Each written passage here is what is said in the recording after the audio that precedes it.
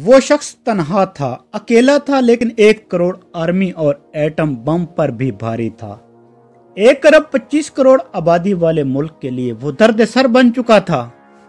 हसास इदारों ने हुकूमत को मुतनब्बा किया, अगर इस आदमी को लगाम न डाली गई तो दुनिया में ये हिंदुइज्म को हिलाकर रख देगा।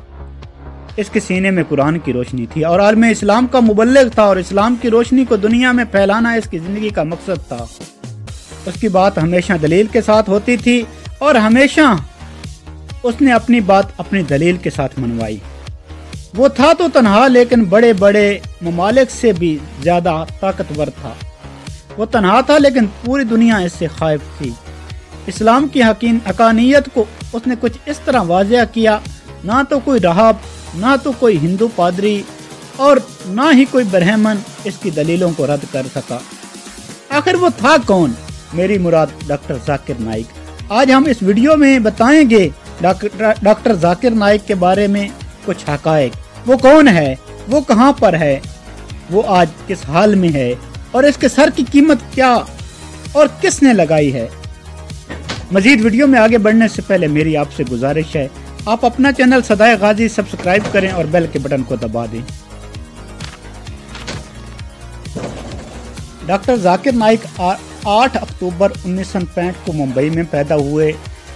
वो एक मुस्लिम भारतीय शहरी होने के साथ साथ सऊदी अरब की शहरियत भी रखते हैं। मादरे इल्मी मुंबई यूनिवर्सिटी है। टोपी वाला नेशनल मेडिकल कॉलेज से डॉक्टर बने और MBBS की डिग्री हासिल की और अपनी अमली ज़िंदगी का आगाज़ किया। लेकिन अल्लाह ताला ने डॉक्टर साहब को किसी बड़े काम के लिए चुन रखा था। 1991 में उन्होंने प्रैक्टिस छोड़कर इस्लामिक रिसर्च फाउंडेशन की बुनियाद रखी और एक इस्लामिक स्कूल कायम किया।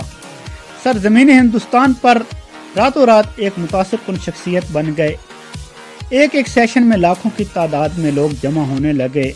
आपके लेक्चर सुनने के लिए सिर्फ मुसलमान ही नहीं आते, बल्कि हिंदू, ईसाई, सिख और बुद्ध मत के पैरोकार भी जौक शामिल होते। आज हजारों नौजवानों, मर्द और जन आपके हाथों पर कलमा तौहीद पढ़ चुके हैं। इंटरनेट और सोशल मीडिया पर करोड़ों आपके फॉलोअर हैं। डॉक्टर साहब की शख्सियत के कुछ नुमायां पहलू और भी हैं। आप हाजिर जवाबी और मुनाजरा में दस्तरस रखते हैं। आप आलम इस्लाम के मुबल्लिग अहमद दीदात के शागिर्द हैं।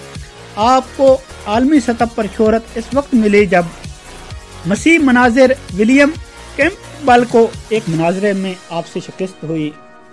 गुजरते वक्त के साथ साथ डॉक्टर जाकिर नाइक हिंदुइज्म के लिए दर्द सर बनते गए, क्योंकि हजारों की तादाद में हिंदू मजहब को छोड़कर लोग इस्लाम कबूल कर रहे थे।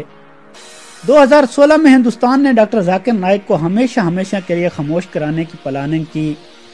डॉक्टर जाकिर नाइक पर हिंदुस्तान की अदालतों में झूठे मुकदमे कायम किए गए और अदालतों से वारंट गिरफ्तारी भी ले लिए गए। एक हुसैनी टाइगर नामी एक मशहूर शिया ग्रुप ने फेसबुक के जरिए डॉक्टर जाकिर नाइक साहब के सर की कीमत 15 लाख रुपए मुकर्रर की।